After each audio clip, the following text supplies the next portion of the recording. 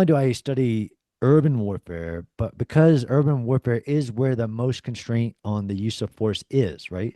All the laws of war, if you look at them, they're going to apply at most because they're about protecting civilians so they don't pay the cost of the war.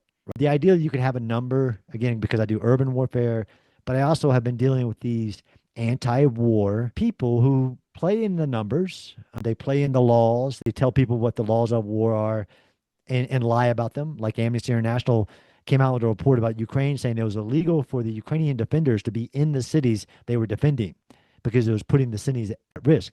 And they published that. And it was like, what are you talking about?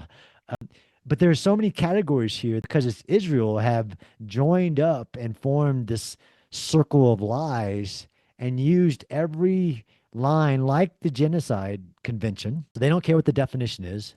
They don't care. They just have a number and that equals genocide to people, despite the definition of intent and acts that have to be there. And then the process to determine it, right? So this is when they weaponize the political theater that is the United Nations and the ICJ and the ICC.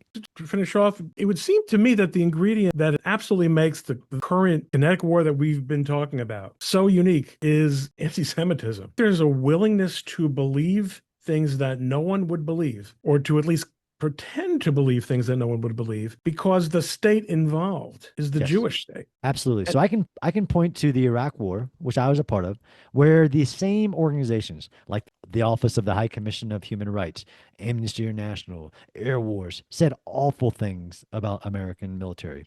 Said that we did war crimes in Fallujah, things like that. But the underpinning of anti-Semitism, John Spencer's opinion, it didn't spread around the world as rapidly as anything that's said about Israel or the IDF, or it wasn't weaponized in the halls of the United Nations as quickly